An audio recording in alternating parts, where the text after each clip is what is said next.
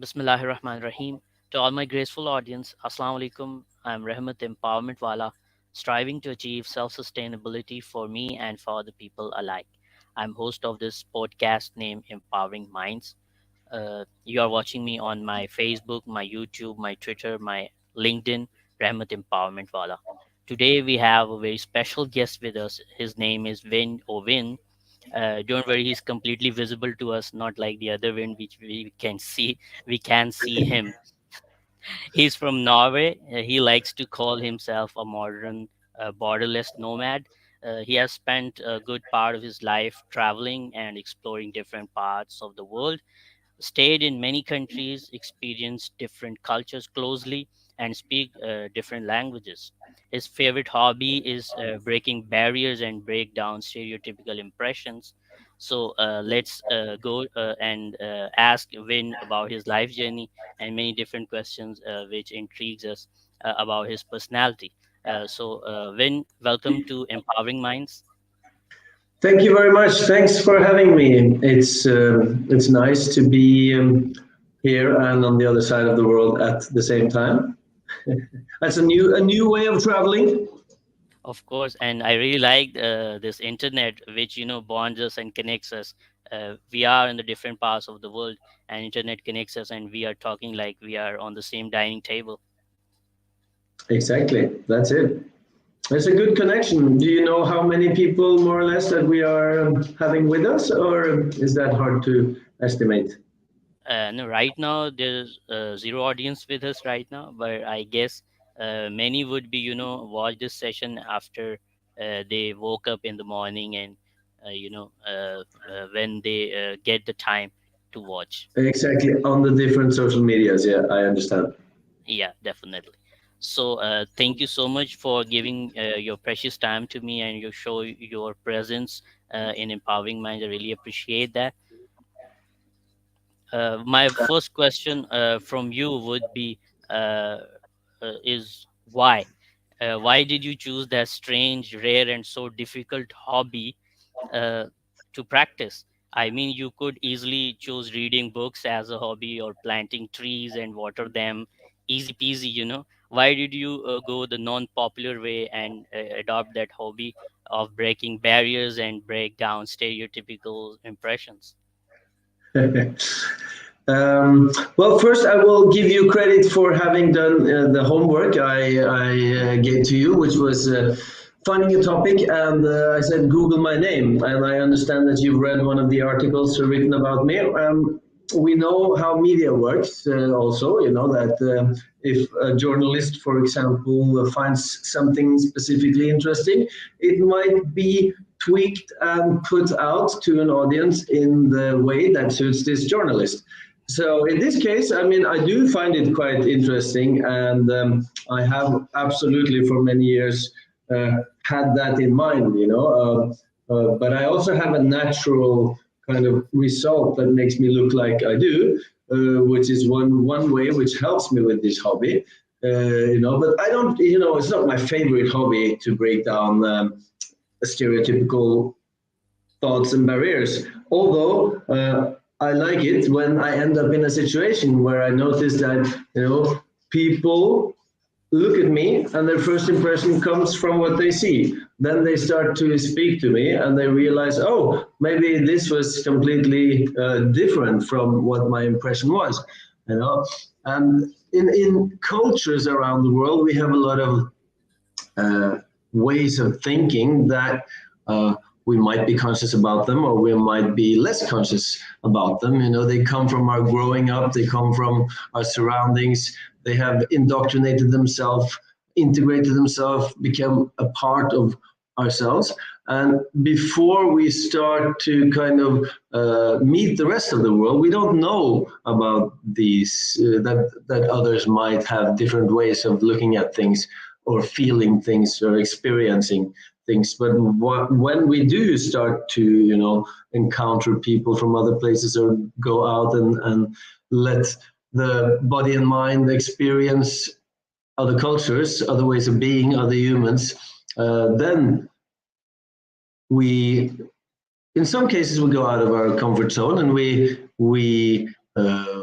we became vulnerable. It can be a hard thing to do, but then we can learn a lot from it also, and we can realize that the way we are thinking, for example, in a stereotypical way or a very normative way or very cultural way about something, uh, it's not necessarily the only way to think about that. And it might be true or partly true, but it might also be something completely different. And in some cases, people would look at me and they would think, oh, look at that hippie, or this guy is surely a hippie. And there's a lot of connotations related to hippie. For many people, there might not be negative connotations. For other people, there might be negative connotations. Then they start speaking to me and they realize that, oh, I don't fit the negative connotations that their mind has brought them to feel when they looked at me. And in that process, they might have some kind of, mini enlightenment, an aha experience.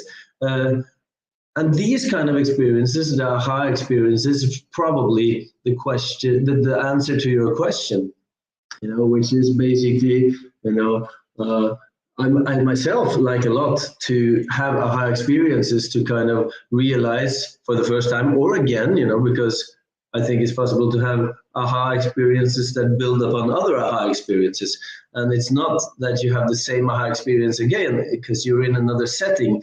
You learn more from the last time you had it, so perhaps it's the same theme and the same aha, but it's aha on aha, and it's a spiral instead of a circle going around. So, back again to try to define the answer to your question is like when these people then in that way that the journalist described, my favorite hobby, breaking stereotypical impressions, when these people then have this aha experience, they experience that, oh, it wasn't like I thought. They experience a feeling that I myself like very much. And I definitely also would like to share that feeling with others. And I do every time myself also. I mean, I try not to have too much expectations. I try not to judge too much. But still, I get aha experiences. So it doesn't need to come from expectations and judgment, but just because I learned something or I realize something new. And I enjoy that very much. And I think it's also a healthy thing. And I think it's good for us. It's a way of development. It's a personal development, but it's also a development of culture, of society, of people together. And people together is something that, is one of my passions, collaboration. So all back to your question again on this pretty long detour maybe to get to an answer. Hopefully with a red thread that makes it possible to understand. Sharing that feeling of realizing that either you were wrong or you experienced something new, that is at least one of the reasons. Great. And you said love yourself is very essential, for developing and for your good being. Love yourself is very necessary. Exactly. Yeah. So, when I love to know about different places of the world, and this is my norm that I ask from my guest about their city they're living. So, tell us about Norway and walk us through in a way that we feel like we are in a Norway. Describe something Norway about us, something for us. Yeah. Well, the best thing would have been if I could have turned the camera around and showed you these surroundings, but it's not really wouldn't work with a good result now because we're in the middle of the night, and it's not just the night; it's the dark time night because I'm now in the very very north of Norway, so it's more or less the northernmost points that you come where people live in the world, and where I am now it is more or less dark all the time, and in a couple of weeks, it will be dark all the time. There's a lot of mountains. There's some amazing fjords. When I came to this office today, I'm now in the public library office, which they have a pretty cool thing that after they close, which is several hours ago, you can just sign up and they give you the key. And you can stay in the library and use it as you want. as long as you want. And then you put the key back in the mailbox outside when you leave. So this office that you're seeing now is it's actually the public library. So they kind of provide an office to people like me who need to work or talk to people on the other side of the world or follow education courses online, which I do also from this place. And it's in Lyngen, a very small place, 1,000, 2,000 people living here only. A small village, only an hour plus from Tromsø, though, which is the biggest city in northern Norway, which is kind of the capital of the north. They call it the Venice of the North, a famous place to watch the northern lights and to go skiing and enjoy winter and snow, but of course also the midnight sun in summer. So I think Googling it would be a really good idea because it's hard to describe the scenery here. It's Alp mountains. I mean, you have some really Alpish mountains in Pakistan also, so maybe that helps. You know, you have high peaks with lots of snow. That's what we have here also. It's not as high as in Pakistan, but it goes directly up from the sea, from the fjords. So, and it's also famous for those because people like to come here and walk up those mountains and ski down, you know, in powder snow down to the mountain, or sail here with sailboats. Boating in Norway is quite popular. Lots of people have their own private small boat, you know, it's a sailboat or a motorboat. And so, yeah, fishing, boat life, sports like skiing, snowboarding, mountaineering, climbing, ice climbing, kite surfing. I do that myself. Wing foiling, I do that myself. You can get good fish, you know, lots of fresh fish right out here. So I'm sitting on this side here, looking straight down onto the dark sea, just a few meters in front of me. And where I'm living on the other side of the peninsula, it's to the west. Here it's to the east, you know, so straight down to the sea. So we can go down 70 meters, throw out our fishing rod and get some really good fresh fish as one. It's also an area of the only ethnic minority, which is like publicly recognized in Norway as one of the native minorities called the Samis. And they are famous for a few things. For example, reindeer. There's a lot of reindeer around, and for people eating meat, and of course, there's also a lot of reindeer to eat. And yeah, moose, deer in general, and other wildlife. Yeah, it's a quite spectacular area actually. So to get that visual onto it, I suggest to Google Lyngen, Norway, Lyngen, Norway, and you'll see some amazing scenery in photos also.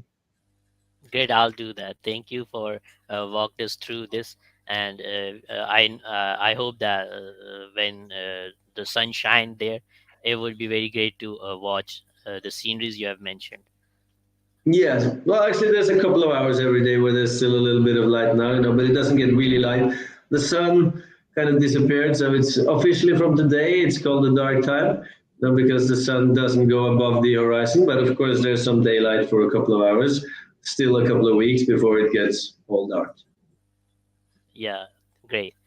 So it's obvious that you have visited and stayed in a number of different countries and experienced many cultures. So there's a term called sticking to your roots or bonding with your culture. So I want to ask you that traveling and staying away from your country and culture you born in, does that help you grow a stronger bond and make you deeply rooted in your culture? Um, I think I have conscientiously tried to root myself in an international culture, also thinking about all the good things that can come out of international collaboration, and also finding it inevitable that the world is going more and more towards that. And it can actually be something really good because we have that potential as humans to collaborate and do something good. You know, we don't only need to do wars and be nasty and ugly towards each other. And in the world in general, every day there's a lot more good things, luckily, than bad things happening. But of course, it's not broadcasted in a media societal way in the same way that the bad things are. So, I mean, the impression from the rest of the world that most countries get through the media is, of course, mostly, or in many cases, negative. But luckily, not only.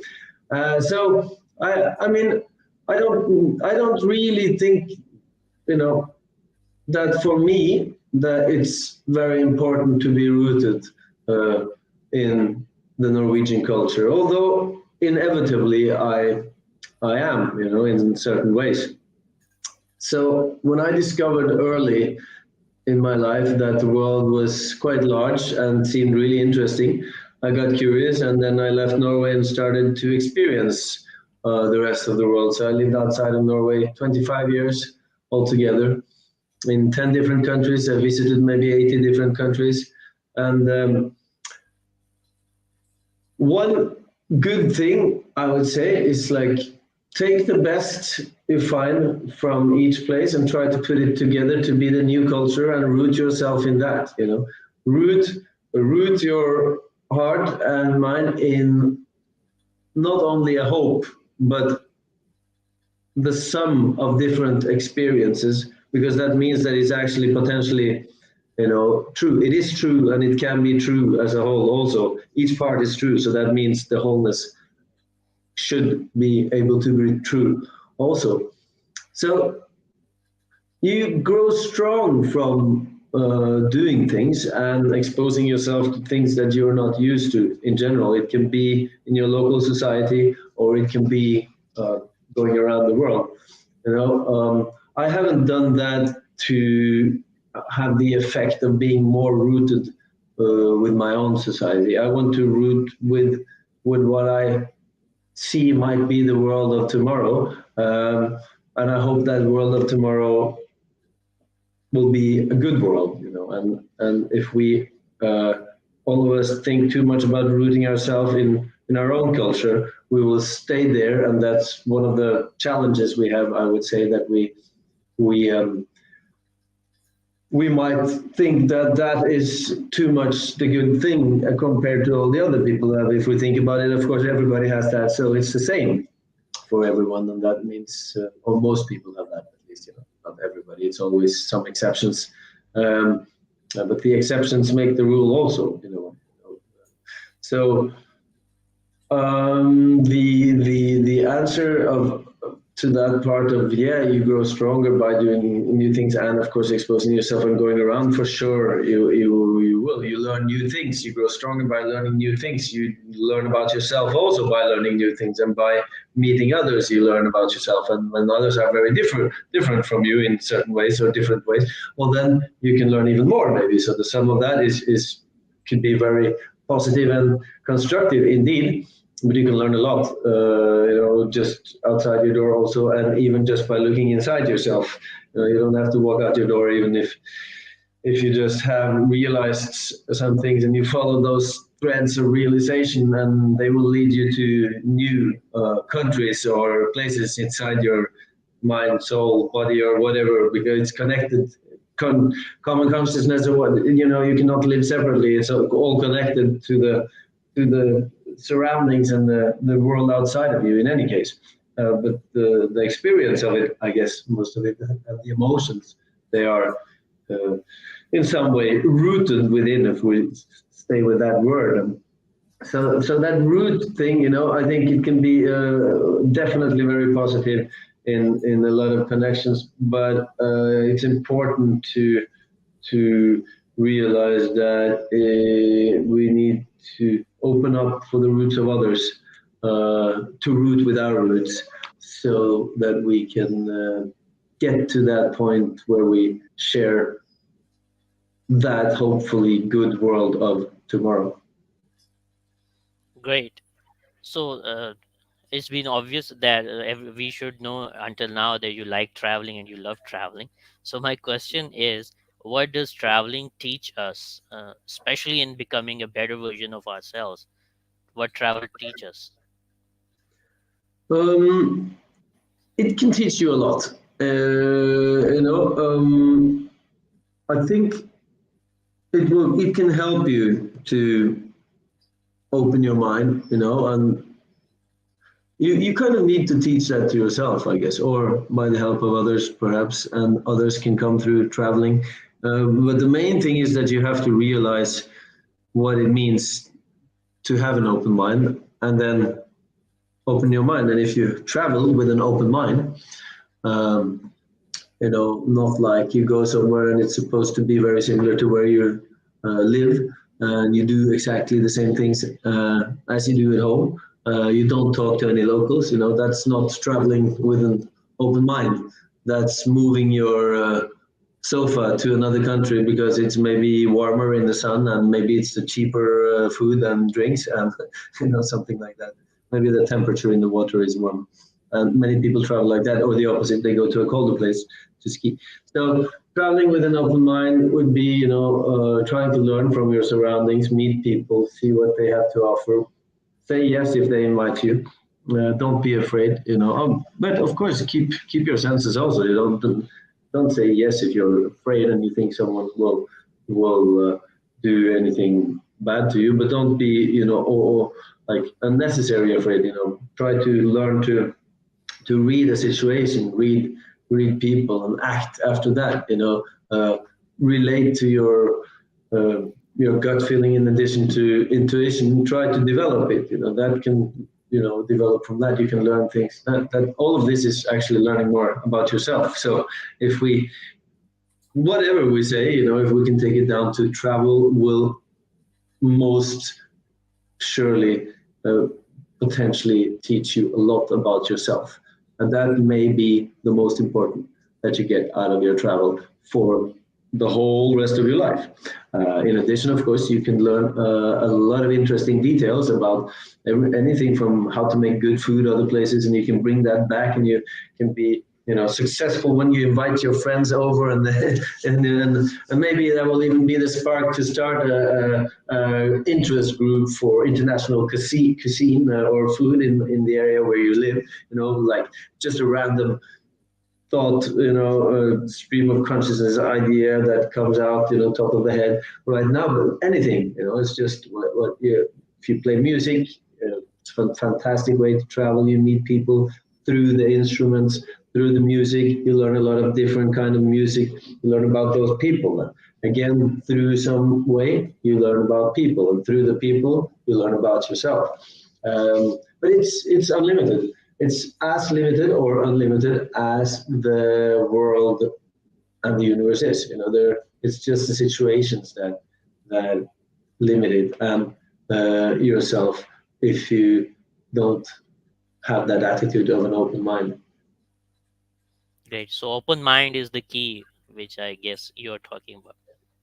Open mind is a good key, but you were asking what travel can teach us, and then I think that the best answer is it can teach us a lot of different things, all the different details about the different cultures, about, anything from a sport activity to food to music, etc.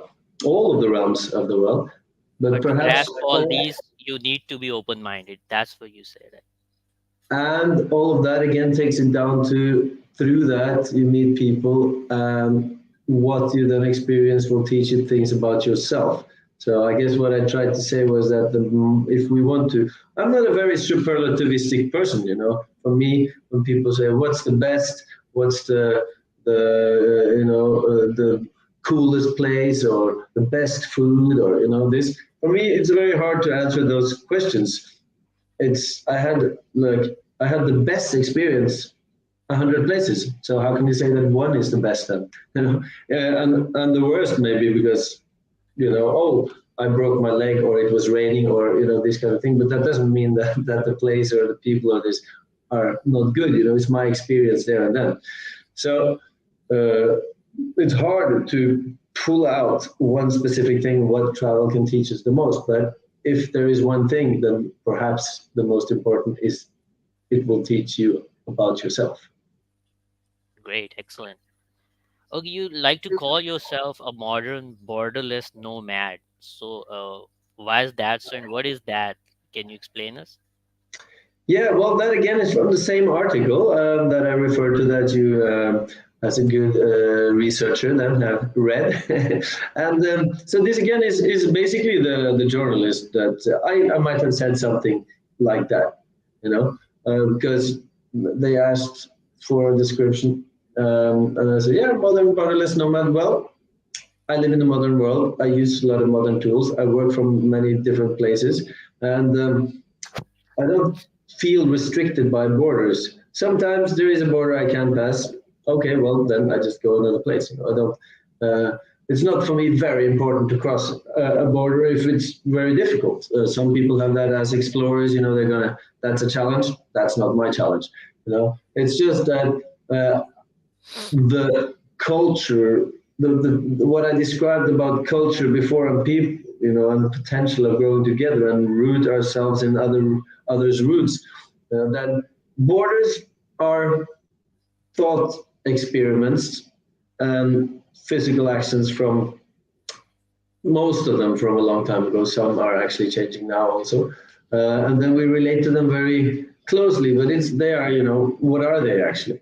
Um, the border can be the border of, you know, today I won't manage to do more than that and that. That's also kind of a border or a limit. You know, a border is kind of a limit in terms of it's like a synonym to these kind of things. You know, so absolutely, cultures are within the borders or national borders of different countries, and cultures are really really important for the existence and as a part of the existence of our world. But I guess it's just, you know, not relating so much to border, which come from that. You know, not making borders the most important. But by not making them important, it's much easier to be a part of the wholeness of humanity that we are without borders in a way, which again maybe facilitates collaboration, which I said earlier that I do believe in human collaboration, and I think that's one of the basis of, you know, what we need to create that world of tomorrow, the positive world of tomorrow that we were talking about earlier. Great. So you have emphasized on collaboration of humans. So how can we, do that? How can we materialize that thing?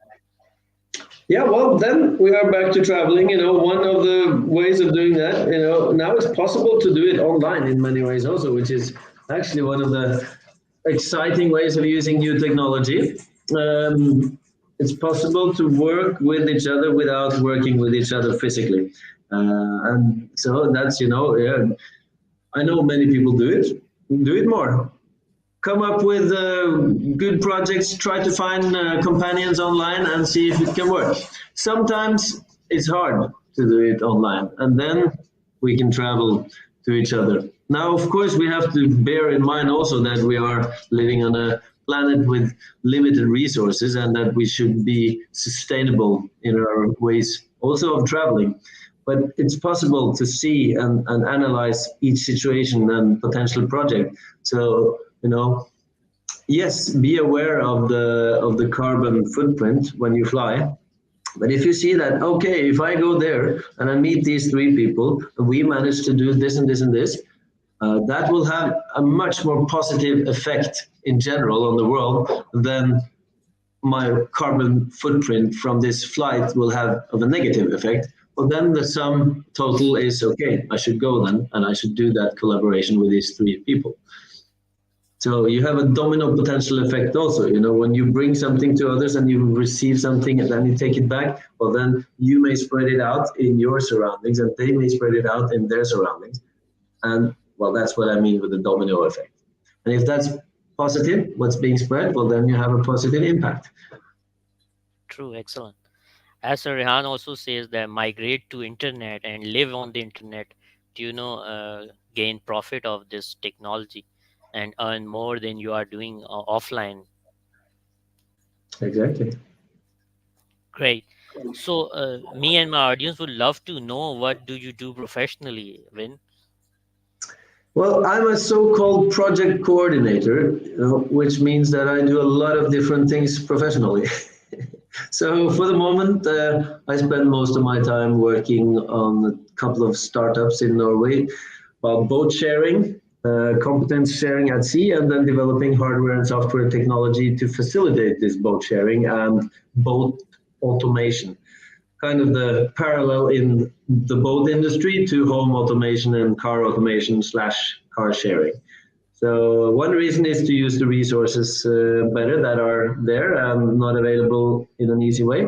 A second reason is also to provide products that can help upgrade and modernize the boats so that they are used longer instead of people buying new boats.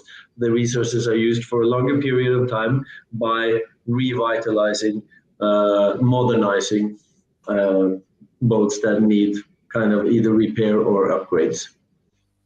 In addition, I've been, it's a long story, and I see that we're actually at the end of our scheduled time already. But I've done a lot of stuff in many countries. I lived, as I said, 25 years abroad. The longest in one country was actually in China, 8 years there. So I learned a lot about that culture and the language, and I started working as an agent consultant, helping all the way from small companies to big multinationals, collaborating with Chinese in different settings. And I organized more than 50 international cultural collaboration projects in China with Chinese and international artists, the biggest ones with the artists from 20 different nationalities, big projects, collaborations, people coming together, creating together, and then displaying, performing, or sharing what they made together with audiences from